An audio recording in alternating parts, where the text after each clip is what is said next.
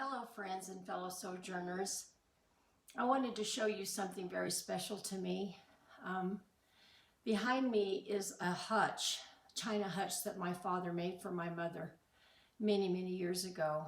My mother had been complaining about the fact that she didn't have enough room in her dining room for chairs, table, and a hutch. And I said, well, Mom, since Dad's a carpenter, why don't you just go ahead and have him cut a hole in the wall backing up to the garage, and you'll only lose about maybe this much space in the garage, and you can inset it into the wall. And she thought that was a great idea.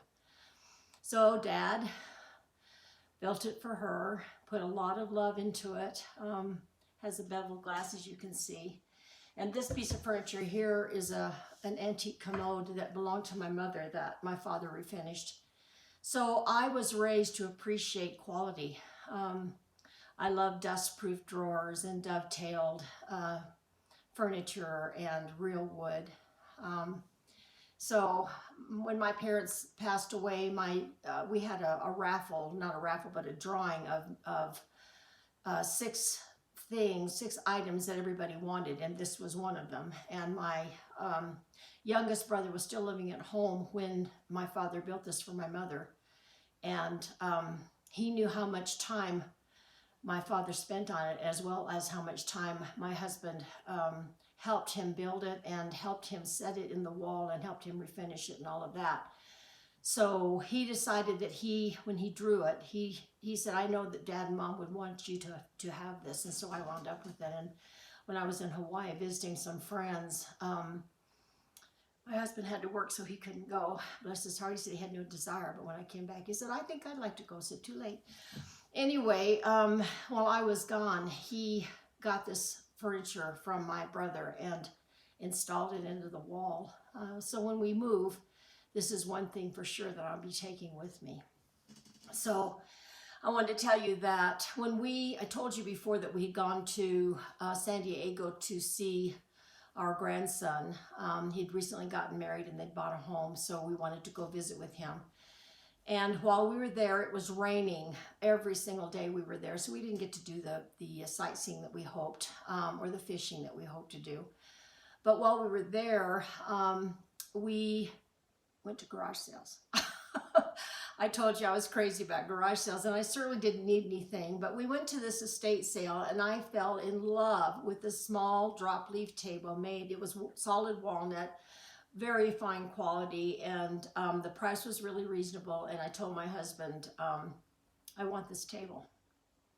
And he said, how in the world are we going to get that home? Because when we drive the rental car back to the airport, we're going to have to pay for this, and it's going to be expensive. And I said, well, some way I'm going to get this back. And I just really wanted it badly. So I went ahead and bought it, put it in the back seat of the rental car, and I thought, oh, now what have I done?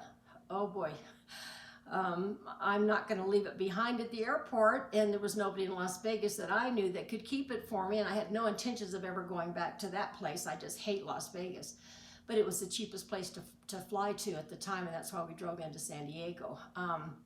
But anyway, when we got back to our Airbnb where we were staying, I got a phone call from my aunt who was living in Denver at the time, and she had flown in to visit her sister, Veronica, that was living in Henderson, which is just south of, I think south of, maybe it's north, I don't know. Anyway, it's outside of Las Vegas, and she said she was there visiting, and she said she'd love to see us.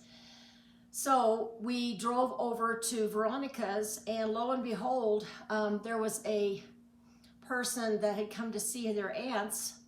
Her name was Annette, and my Aunt Chloe was her father's sister, and Veronica was her father's sister also. So she drove into Las Vegas to visit with them, and guess where she lived?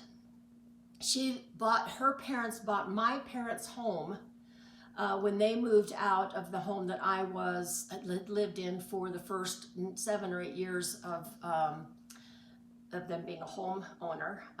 And when they sold their home, they sold it to their sister-in-law, Chloe's brother, who was Annette's father, who had passed. But she was there, and she was I asked her if she'd be willing to take that table to Durango where she was living, and I had a better chance of going to Durango to go see family than I would ever go back to Las Vegas. So she said she would be happy to do that for me.